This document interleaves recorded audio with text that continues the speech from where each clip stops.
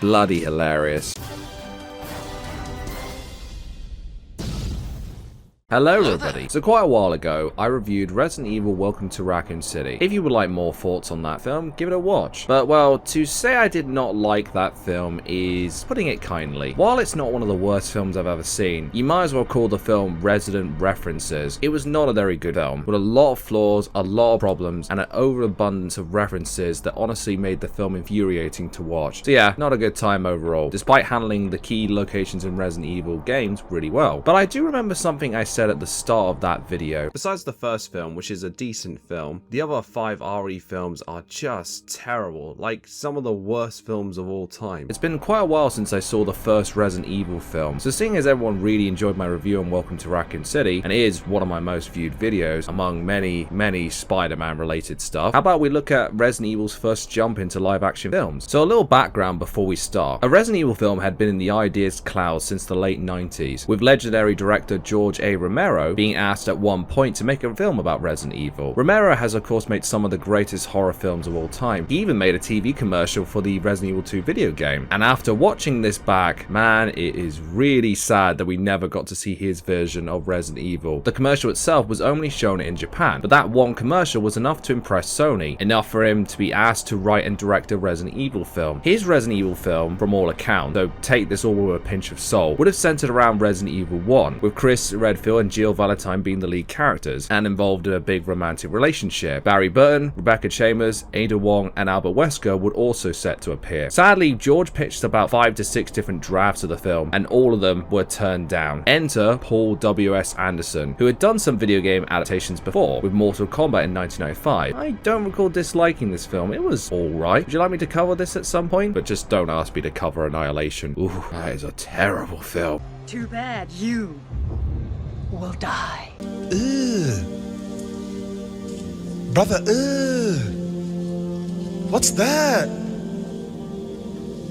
What's that, brother? And after playing some Resident Evil, Anderson saw the cinematic potential for Resident Evil in live action and wrote a script for it. And in late 2000, he was announced as the director and writer, and Resident Evil entered pre-production stages. I can see now, looking back, why they did choose Paul W.S. Anderson, but he did say in one comment that will come back to haunt this series later on, that the films will not include too many in-game tie-ins relating to the video game series it's based on, as Resident Evil deserves a quote-unquote good on-screen representation. Whew, that comment is gonna come back to haunt this series later on. Also, I would like to say sorry to Paul for my comment on him, saying that he watched someone play Resident Evil while taking notes in the last film review. So, sorry Paul, my bad. You did actually play Resident Evil, you just clearly didn't get Resident Evil, which actually, in a way, kind of actually makes it worse. Anyway, made by German studio Constantine Film and released by Sony Pictures, but before we start, make sure to subscribe, like, and hit the bell for new videos. So, big question, is this film as decent as I remember it being, or is it as bad as the other Resident Evil films afterwards, which is pretty much all of them, to be honest? Let's find out. This is Resident Evil 2002, the film. Oh shit, here we go again. So, on to the plot, and spoilers ahead, of course. Ooh, nice swinging umbrella logo. Under my umbrella, Oh, sorry, also have it. Actually, Resident Evil had a busy year in 2002. We had this film, the remake of RE1, which was great, and Resident Evil 0, which was alright, I guess. I don't really remember bugger all about it besides this bit. We can't. You must be careful, Rebecca. The forest is full of zombies and monsters. Zombies and monsters. Well, no shit. So we start the film off with one hell of an information dump on us, giving us a big background on Umbrella, its fake front to the public, and what it's really doing behind the scenes. Fun fact, the narrator is actually voiced by Jason Isaacs, Malfoy's dad from Harry Potter. You know, the one that tried to kill Harry in daylight. Dude does not fuck around as a servant of he who shall not be named. Just gonna say this right off the bat, I love the main theme song in the Resident Evil film. It's fantastic, creepy, and it fits so perfectly with these films. In the past, I've even played this song while playing in the Resident Evil games in the background. Though up and cut to the Umbrella Labs, testing out some new viruses, when out of nowhere a sample of the T-virus is smashed and released into the facility. This, understandably, causes an outbreak. Ooh, coffee on a white shirt, the worst. Not as bad as Coca-Cola, but still pretty bad. We see how the virus starts to spread to the test dogs and then to the lab. This causes the Red Queen, the main computer of Umbrella, to shut down and lock down the facility, killing everyone inside to prevent the virus getting out. I do love how escalating this intro is. The panic in the Umbrella employees, both in the lift and in the labs. It's terrifying when you really apply it to real world. I guess Umbrella does not provide great health insurance, but the good thing about this intro, it doesn't give everything away all at once. Man, Umbrella, you need better health and safety protocols. First problem? Nah, kill them all. I wonder what the job reviews on Umbrella are like on Indeed. I'm panicking. Don't panic. No, I am, because I'm gonna lose my job. They even decapitate someone at one point in a lift. Damn. Solid opening though. After all those fun and games, we cut to our main character of this film and the Resident Evil film series as a whole, Alice, played by Milla Jovovich, waking up passed out on a bathroom floor. It's at this moment I can totally understand why Paul W.S. Anderson decided to marry this woman. Good choice, Paul. I can understand why. Very, very beautiful. Don't you hate it when you can't even have a shower in peace? Oh man, I can't have shit in this house! Finding a red dress on her bed, yeah, because that's totally not creepy at all. This could be a subtle little reference to Ada's attire in RE2 perhaps though. Walking around the mansion, which looks very nice scenery by the way, and Alice starts to get some flashbacks. Don't you hate it when you forget your own wedding to some random lad? Who the fuck are you? Alice is suddenly jumped by the other main character of this film, Matthew Addison, played by Eric Mabus. The two are jumped by a group of Umbrella commandos, or as I call them, the Hunt Crew. Matt is a cop who just transferred to Raccoon City Police Station, so the Leon Kennedy of this film, sort of. Get back to that later. One thing you'll notice with this film is that many of the characters in it are loosely based on characters in the games. Not taken directly, but loose inspiration, and that's totally fine. But when they do actually bring the real characters from the Resident Evil games to the films, oh boy, disappointing is putting it very, very kindly. Alice and Matt are ordered to go down to the Hive, which is one of Umbrella's big underground bases. Underground, overground, wombling free. Ooh, Umbrella Train. Lots of Resident Evil 2 references so far. I've got to say, I do love the visual of everyone in the Umbrella crew dressed all in black, while Alice is the only one wearing red. It makes her pop out compared to the others. On board the train, oh god, I forgot, Michelle Rodriguez was in this film. Nice to see her doing a film outside of the Fast and Furious film. Why on earth are those films still going on, by the way? The definition of quantity over quality. Moron, fuck off. You fuck off! On the train, they bump into another amnesiac, Spence, who is hiding aboard the train. Spence, that could be a little reference to Oswald Spencer, one of the founders of Umbrella, who knew Umbrella did wedding rings. Gotta say, the sets look pretty decent. Not amazing, but decent. Heading down to the Hive, I believe that. Now we get our next information dump. There are certain points in the film where they really go overboard with the explaining, but at least here they show the Hive in detail, so they don't break the classic movie making rule, show, don't tell. Going deep into the Hive, we get our first look at the zombies in some orange containers. For an absolute Chad, Spencer's offering a woman his jacket because she's cold. Good man. The group's main goal is to shut down the Red Queen, who in their words has gone out of control and needs to be shut down. Also, liquor. I'm really getting a lot of Die Another Day vibes with some of this CGI. When you're reminding me of arguably the worst James Bond film, you're kind of in trouble. Now we probably get to the most famous scene of this film, the laser scene. At the Red Queen's chamber, a laser defense system kills Commander Shade and 3 more Umbrella commandos. The effect here is not too bad, but man, what an absolutely brutal way to go. The Red Queen does not fuck around. 4 Umbrella commandos killed in seconds. It's cool how this scene has been translated into the games, mostly in both versions of Resident Evil 4, and they're both excellent whichever one you prefer. Making it to the chamber, despite the Red Queen's urgent pleas for the group to leave, Kaplan disables the Red Queen and causes the power to fail, with all the doors in the Hive opening. It's weird they chose a child to represent the Queen, but then again, how many creepy kids have there been in horror films? I do love this line though. You're all going to die down here. With all the doors open, the real monsters come out to play. Here we go. We're gonna have some fun now, kiddies. With all the doors unlocked, it released the zombified staff and the containment units containing the liquor, a creature that was experimented on with the T-virus. I have to say this, someone said in the comment section of Welcome to Raccoon City, my review on it anyway, the liquors kind of look a little bit like Carnage. And upon close inspection, yeah, I can definitely see the comparison there. Do you think maybe the liquor was based on him perhaps? Who knows? My boy. Then we get our first action scene of the film. Rain is bitten by one of the zombie staff.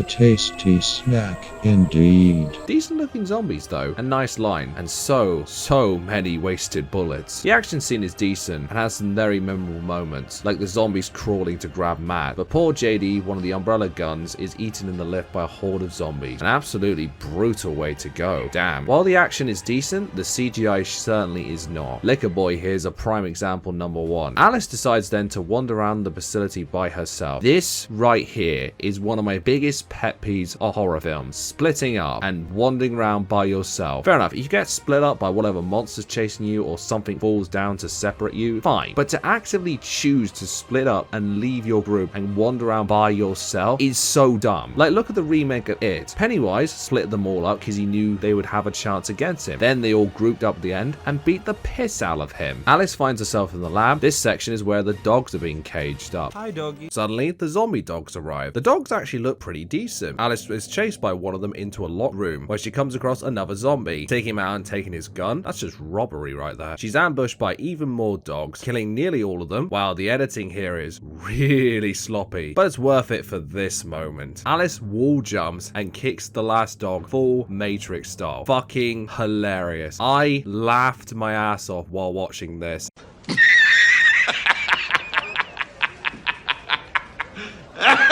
Meanwhile, Matt is looking for a certain person. That person so happens to be his sister. She then attacks him, all zombified, but Alice bashes her head in. Here we get a key flashback in the film, where Alice was the spy leaking Umbrella's secrets, and Matt's sister was the contact she was giving the information to. Both her and Matt were environmental activists, trying to shut down Umbrella. So Matt is kind of a bit of Leon and Ben from RE2 mixed into a blender. All reunited at the Red Queen's chamber, where the commandos explain that they have only 1 hour before the hive traps them in. Alice and Kaplan are forced to activate the Red Queen to find an exit, and in a way force her cooperation. Help me! Help me! Now it's time for a Windows XP reboot. God, that makes me sound old saying that. Rebooting the Red Queen, she dumps a lot of information on the main crew about the zombies' biology and why she shut down the facility in the first place. Just as they're having this conversation, JD comes back as a zombie. As they start to escape through the maintenance tunnels, the zombies ambush them, and a reanimated JD bites Rain before she finishes him off for good. Ooh, nice neck slap, Alice. Reminds me of Hunk in Resident Evil 4 in the Mercenaries mode. One thing I do not miss from these films is these really slow motion moments. It's not too bad in this film, but in the later films, God, did they overuse these. Oh no, Rain has took too many bites. Also, that's a bit of an odd name for a character. Maybe Paul was just a fan of Rain from Mortal Kombat. Ah, love, don't tease the zombies, that's just cruel. The group are then forced to crawl across some pipes to exit. I do love this visual of climbing across the pipes while being surrounded by zombies. That is a very terrifying, but a really awesome visual. They reach the other side safely, all except for Kaplan, who is sadly bitten and separated from the group in a really good self-sacrifice moment. What a lad. You're gonna have to work for your meal! Make it through the zombie outburst. The liquor, however, is hot on their trail. It's a very weird out of nowhere joke, but sure, whatever. When I get out of here, I think I'm gonna get laid. Yeah. What? Bro, what are you talking about, man? Out of nowhere, Alice suddenly remembers there's an antivirus in the lab that can thankfully save Rain, and she drops the news to Matt that she was his sister's contact. Kind of bad timing, but I guess she's thinking if we don't survive, well, at least I've told you. I guess there's no time like the present. Back at the labs that are overflown at this point, Rain is not doing very well. Overflown Rain. That's funny. Hello, how are you? I am under the water. Please help me. Here too much raining. As the T-virus starts to retake its toll on her, suddenly Alice remembers that Spence was the thief who stole and purposely released the T-virus, and has also hidden the T-virus and an antivirus on board the escape train. Don't you just hate it when your fake husband is actually the bad guy? A decent plot twist though, but I have to ask, how did Spence have his memory temporarily wiped? We know how Alice had her memory wiped, but Spence is never shown to have his memory wiped, so...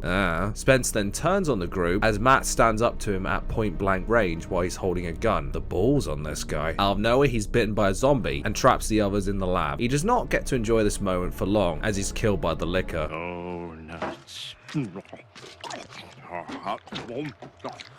Contacted by the Red Queen, she offers to spare both Alice and Matt if they kill Rain, who's been infected for too long. However, they both decide against it, and then the power goes out, and the liquor tries to get them. The liquor design is not that bad, but the CGI on it is really what lets it down. It's quite bad. Before reaching the group, the liquor had mutated after eating Spence. Very Birkin-esque from Resident Evil 2. The lab door opens to reveal that Kaplan has shut down the Red Queen to open the door, surviving the zombie ambush from earlier. What a Chad. As the group heads to the train, Alice manages to get the antivirus and kills the reanimated Spence before escaping the others. Sorry Spence, you've been axed. On the train, Rain and Kaplan are injected with the antivirus, and the liquor comes aboard, and we have our final fight. The liquor manages to claw at Matt, wounding him, and kills Kaplan. Pipe down you. Alice kills the liquor with a shot to the head, and sadly Rain in the fight comes back zombified, with Matt shooting her in the head too. Ooh, nice Resident Evil 0 reference. Gotta say though, that was a very unsatisfying final fight for the liquor. Shame, but it is what it is. Matt and Alice manage to make it out before the hour runs out, escaping the facility. However, in the mansion, Matt's wound starts to mutate. Before Alice can give him the antivirus, the mansion doors burst open, and a group of Umbrella scientists seize them both. They take down Alice and take Matt away, putting him into the Nemesis program, and that the hive will be reopened for an investigation into the incident. Nemi! Also, see you in the sequel. Later, Alex wakes up in Raccoon City Hospital. Resident Evil 3 anybody? Strapped to an examination table, but she escapes. Ooh, that looks very painful. She walks outside only to find Raccoon City in complete ruins. She retrieves a shotgun from an abandoned police car and continues to walk through the streets ready for anything to come her way. And that ends Resident Evil 2002 the film, and cues some very early 2000s rock music. I'm surprised they didn't spring for Creed or Nickelback in the credits, although I do kind of like old school Creed and Nickelback. Look, it's a guilty pleasure, don't judge me. Now let's give my final thoughts on this film and wrap it up. What do you think? Whoa. So final thoughts? Yeah, this is not a bad film. It's pretty decent. And throughout watching it, that was the one word that kept popping up in my mind. Decent. And it is a decent film, honestly. The practical effects are not bad. The fights are okay. The performances are solid. The music is alright, with a couple of nice pieces thrown in. And it's a very easy film to get through. I did it in one sitting with a couple of breaks in between. But there are quite a few negatives. The dialogue could have used another rewrite in my opinion. The CGI is not very good. Not the worst, but not very good either, and the pacing is very janky at point. But you know what? This is the only live action Resident Evil adaptation that does not anger me. I've always said this in regards to video game adaptation. Changes are fine as long as it does not disrespect the source material or the fans of that material. If you want more reference to that, watch my Why Video Game Movies Suck video. I don't think that film breaks that rule. The others, well, that is a different story altogether. If I was to compare this film to anything I've done on this channel in regards to Resident Evil films, I would say personally, I prefer this film to Welcome to Raccoon City. While Raccoon City takes a lot from the games, I found it kind of disrespectful to the material itself. The film, as I said, ended up becoming Resident Evil Welcome to Reference City instead. Easter eggs are fine, but they should not make up the bulk of your film. It's the cherry on top of the cake, not the main thing about the cake. And personally, I found this film, Resident Evil 2002, far easier to watch in one go, and it was a much more enjoyable experience that didn't disrespect the source material and didn't have 20 billion Easter eggs flying at my face every 5 seconds, but also doesn't try to cram too much in like Welcome to Raccoon City suffers with. So yeah, between the two, this is the much better Resident Evil film, even though it has less to do with Resident Evil. Very odd. So yeah, overall, Resident Evil 2002 is a decent film. Not a film I would recommend going out your way to watch, but honestly, there are far worse films to watch. There are better horror films, for sure, but there are also way worse ones. And yes, that does mean I will be working my way through the other Resident Evil films too at some point. Oh god help me when I get through those. Oh god help me. But anyway, thank you all for watching, and I hope you enjoyed this review on Resident Evil 2002 the film. How about we hear that weird joke one more time to round us out? When I get out of here, think I'm gonna get laid. Yeah. No.